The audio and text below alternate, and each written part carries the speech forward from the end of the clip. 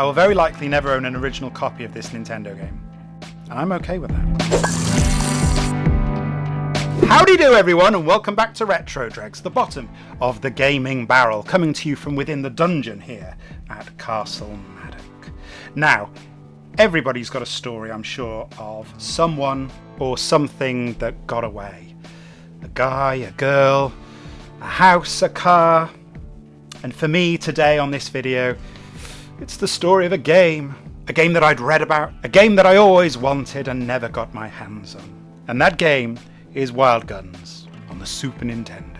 Don't get excited, this is a repro box. Wild Guns is a gorgeous 1994 sci-fi western gallery shooter developed by Natsume exclusively for the Super Nintendo, and from information I've seen on the internet, didn't seem to hit PAL regions until October 1996. So this could explain why I missed it, as I had read a review for it in Nintendo Magazine System way back in November 1994. I've always been a big fan of steampunk and western stuff. One of the only other Snes games I had growing up was Sunset Riders. So to see another western game infused with sort of sci-fi elements was right up my street.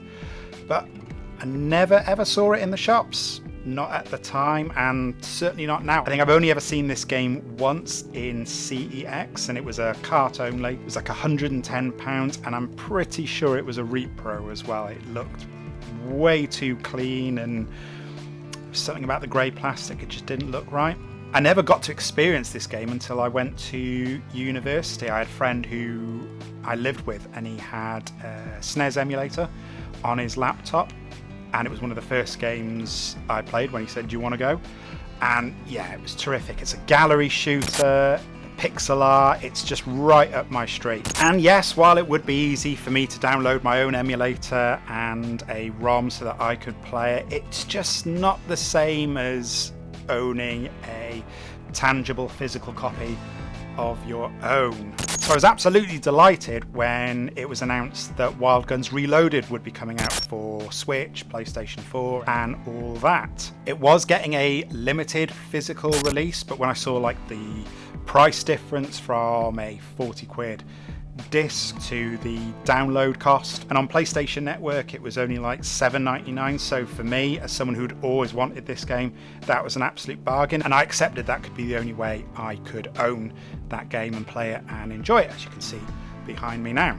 So enter Strictly Limited Games, who announced that they were going to release a physical copy of the game for the Super Nintendo. It's something I considered picking up at the time. Natsume had licensed this to Strictly Limited Games and it was getting this release, but it sold out pretty much straight away. So again, I had to accept that I was never going to own a physical copy of the game. And I've been very content with my download version on the PlayStation 4 and subsequent 5 ever since. But then some kind of weird fate intervened.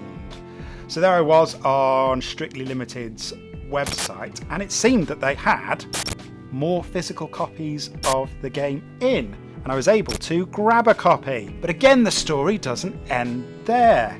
Strictly Limited Games had also done a standard physical release for the PlayStation and the Switch and whatnot, but they'd also done a special edition box as well, which was, had a silly price on it. So it wasn't something that I was tempted with. But then I went and found it for £39. So I now have a physical version for the Nintendo, and I've got a physical version for the PlayStation 4/5, and I've got this really nice box set which came with a lovely acrylic diorama. There's other little bits in the box as well, including, but not limited to, keyring, fridge magnet, bullet chain necklace, there's some stickers, a CD soundtrack, and the physical game itself, which I haven't opened because it just has been bought to go on the shelf. So there I was, Billy No Wild Guns, for a good 25 years of my life, to owning 2 physical copies, a digital copy, and a lovely repro box.